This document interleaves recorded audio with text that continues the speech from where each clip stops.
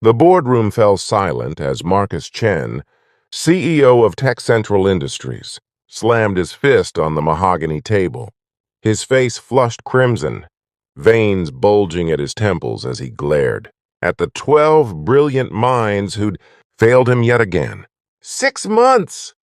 He shouted, his voice echoing off the glass walls overlooking Manhattan's skyline. 6 months and millions of dollars? And you're telling me we're no closer to solving this problem? My 8-year-old nephew could do better. The engineers shifted uncomfortably in their leather chairs, avoiding eye contact. The algorithm was supposed to revolutionize renewable energy distribution, but a single coding error had corrupted the entire system. Every attempt to fix it created 10 more problems, like pulling a thread that unraveled the whole sweater. Sarah Mitchell, the lead engineer, cleared her throat. Sir, we've tried everything. The bug is embedded so deep in the legacy code that... I don't want excuses! Marcus cut her off. I want solutions. This company's reputation is on the line. We promised our investors a working prototype by next quarter. Do you understand what failure means? It means bankruptcy. It means 10,000 people lose their jobs.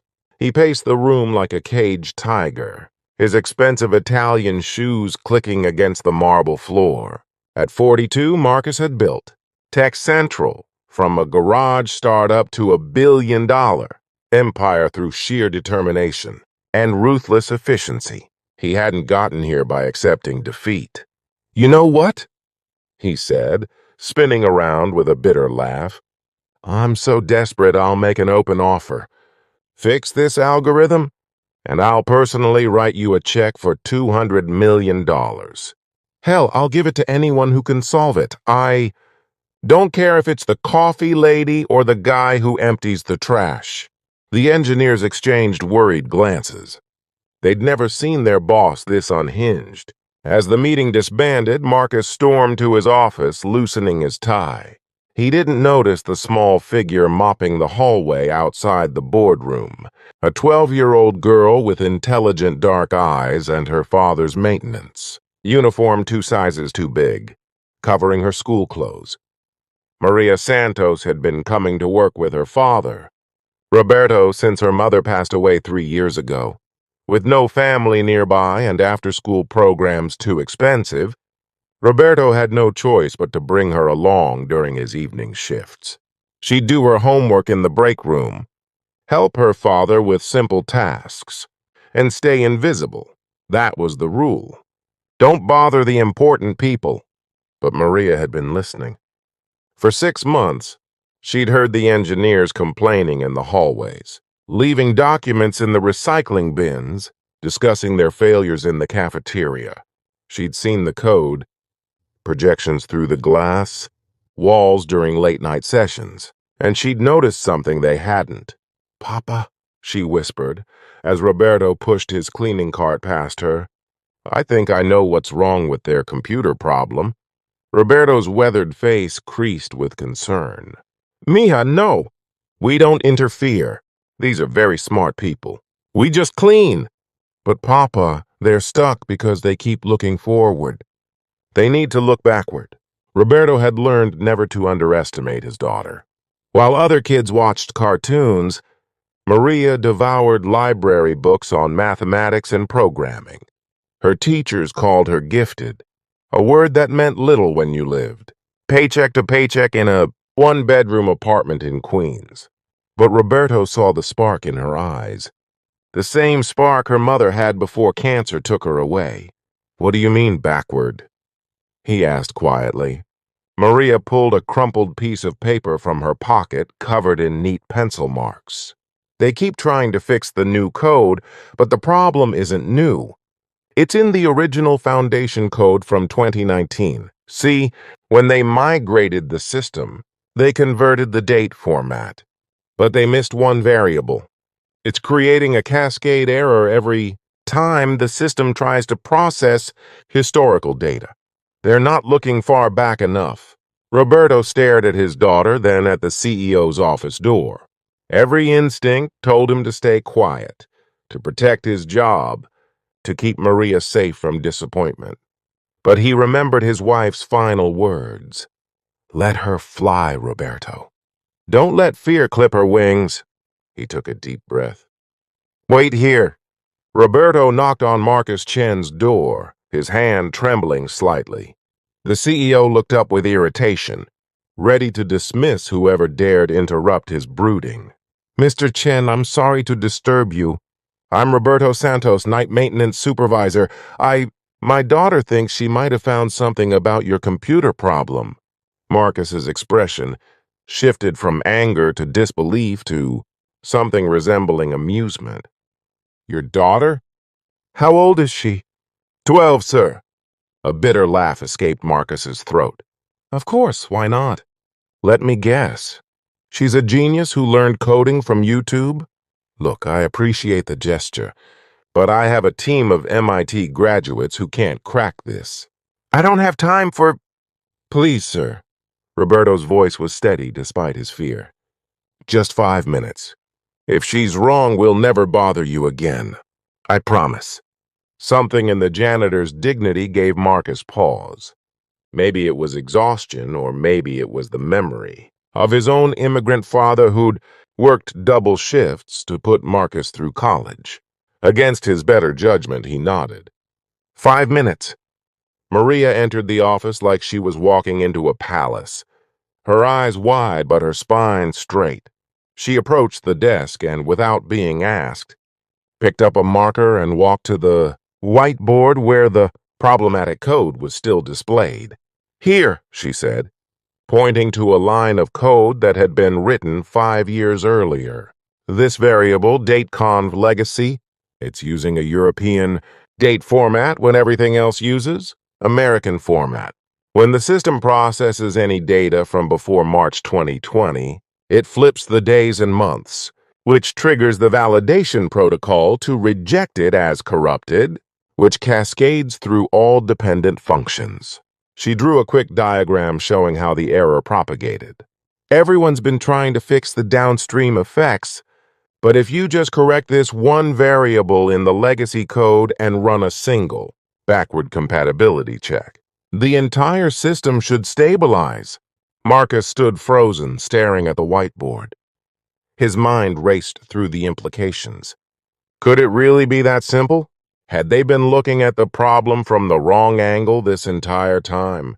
He grabbed his phone and called Sarah Mitchell.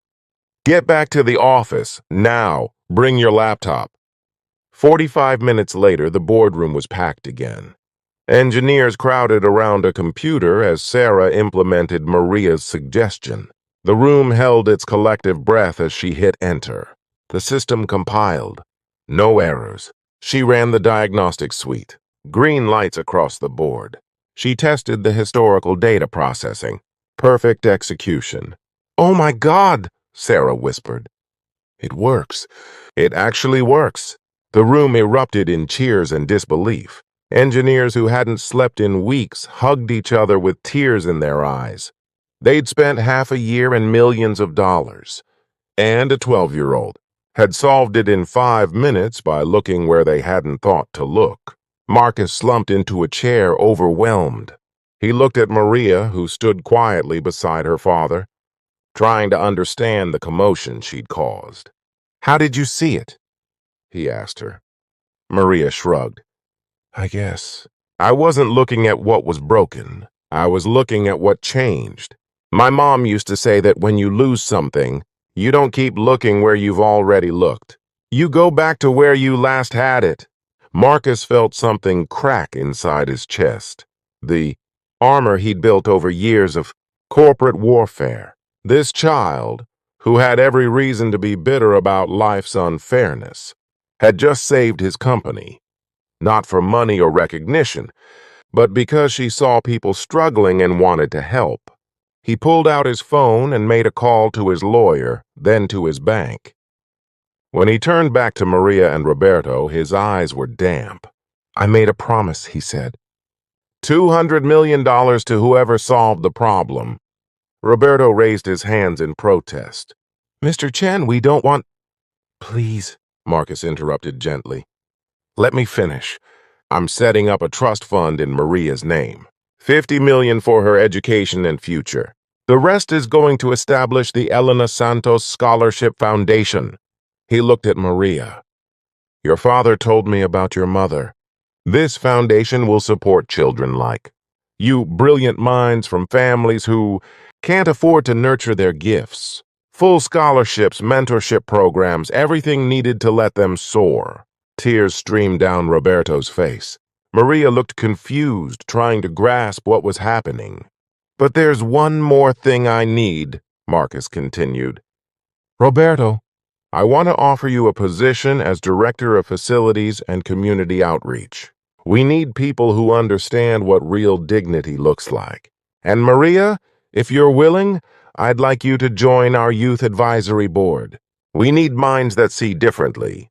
6 months later, Tech Central's revolutionary energy system launched to global acclaim, changing how renewable energy was distributed worldwide.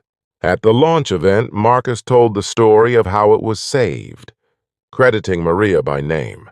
But the real revolution was quieter. The first class of Elena Santos scholars, 25.